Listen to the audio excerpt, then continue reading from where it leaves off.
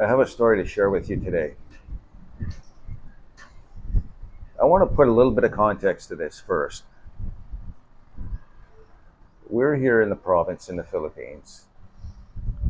It's the province of Pangasinan, north central Luzon. And the province, area wise, is about equivalent to the state of Rhode Island. Now, when you look at the state of Rhode Island being in the urban centers of eastern United States, near New York, Philadelphia, Washington, the population of Rhode Island is just over 1 million. Now, the population of Pangasinan, being around the same size, is like 3 times that, over 3 million. Now, the reason I bring that up, well, you'll see later. My wife, Lorenza, a couple of days ago was doing some processing papers, documents for her sister, and actually for her as well. So she had to visit different bureaus, offices, bureaucracies, and which is normal in the Philippines because oftentimes you'll go to one place and find that you actually needed a document from another place. So there was a lot of back and forth going on. And on top of that, she needed to get photocopies of some original IDs for her sister. So she got that. And we finally went to the final office where she was putting in an application for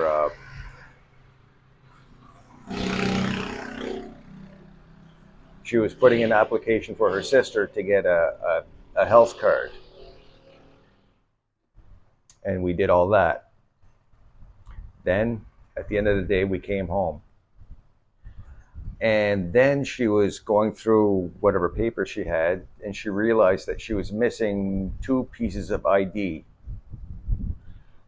So she was all stressed out, panicking, like, where could she have left that? It's her sister's IDs. And we kind of went through the chain of events, and she determined that they were most likely at the last government office for the health card. Said, okay, we'll go there first thing the following morning. So then yesterday morning, we jumped on the bike and took a road trip up there.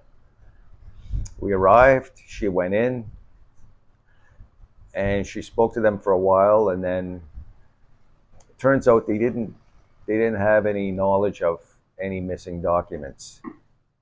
As far as they are concerned, they only took a photocopy of them.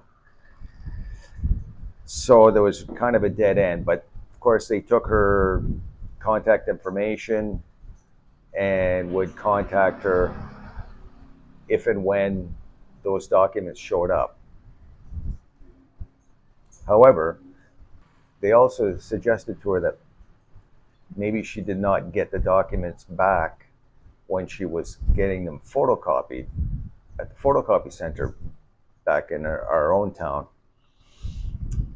So on the way back home, we stopped there. She went and spoke with the people working in there, and they searched all around. They couldn't find the documents. So she must have dropped them somewhere, lost them.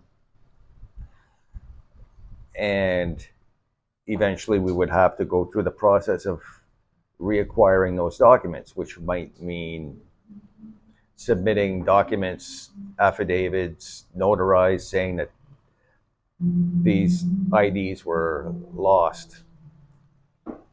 So then we came home. And then later in the day, she got notification from our nephew, her sister's son, that somebody was online through Messenger asking anybody who might know about this missing document that they had found. And it was really a really kind act that this person had found these missing IDs, went on to Messenger, and with hashtagging the surname and, this is anybody lose this document. I don't know how much information was actually put on there. The Filipinos speak in their native tongue, and I don't. It all gets lost in translation. But the gist of it is that this person was kind enough to put that out there, and it showed up on our nephew's Facebook or Messenger feed. So he thought, "Oh, this is curious," and then checked it out, and then, sure enough, so it was set up later that someone else would go and pick it up, meet the fellow. So the point I want to make here is that this person, out of kindness, took the effort to reach out on social media.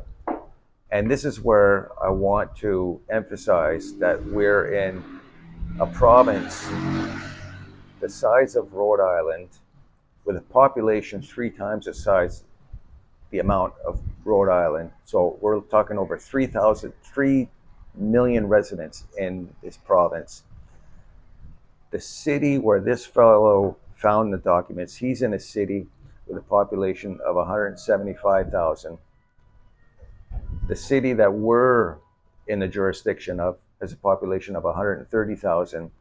And yet within 24 hours, he connected and found the right person just through a random post on social media. And the interesting thing is that facilitated all of this is that the Filipinos, for the most part, everybody has cell phones. They all have data on their cell phones, but most of them don't communicate through cell phone, like number to number. They mostly communicate through messaging. So Messenger or whatever chat programs they have. So that's really what facilitated the whole chain of events that brought it all together.